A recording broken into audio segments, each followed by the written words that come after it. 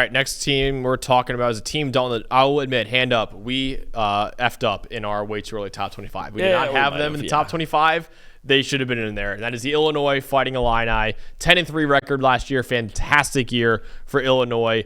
And they bring back a lot of key players. Luke Altmaier back at quarterback. Xavier Scott is a really, really good corner. Matthew Bailey is a good safety as well. I mean, they bring back almost the entirety of their defense from last year. So Illinois has got a lot of big pieces coming back defensively. Have some nice pieces coming back offensively as well. Obviously, the big question is that receiving core after losing Pat Bryant and Zachary Franklin.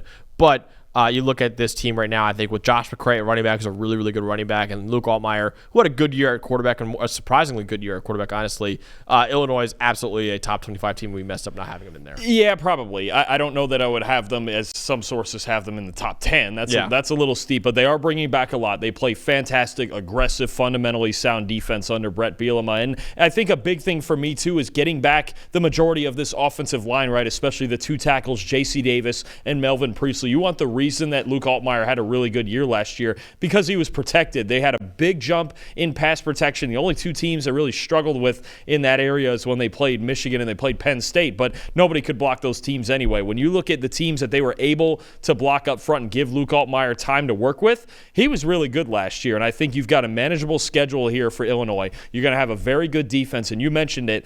Having to replace two NFL receivers is going to be the big question. So at tight end, I like what they have. I think Tanner Arkin is a very underrated player at tight end. They should be able to run the football with more continuity on that offensive line this year. Replacing those receivers will be big, and Altmaier continuing the consistency and clean pockets. But you've got a really good base to work with here in Illinois, and maybe a dark horse to kind of sneak into that conversation like Indiana did last year. So Illinois won 10 games last year. The last time they did that was 2001. Was the last time the Illinois Fighting Illini won 10 games in a year when Brandon Lloyd was their leading receiver that year. So it's been a long time since Illinois was that good, but they should remain a interesting team in the Big Ten. Don't know if they'll win the Big Ten next year, but listen, the Big Ten is probably going to get 3 or 4 teams every single year in the college football playoff. Illinois has a talent to at least be in that mix. It would be reasonable to think, I know Ohio State's always talented, Oregon's talented as hell, Michigan's got talent, but they're kind of young, right? It would be reasonable to think that Illinois could finish in third, let's say 10-2, third place.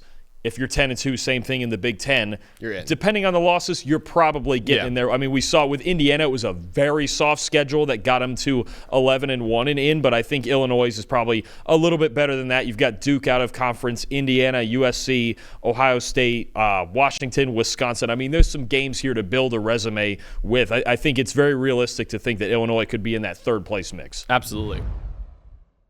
Hey, thanks for watching another episode of the PFF College Football Show. Please make sure you guys subscribe to the channel. Also, subscribe to PFF Plus at subscribe.pff.com for all of the same data and grades that we use in our show, plus fantasy tools, betting tools, and our mock draft simulator.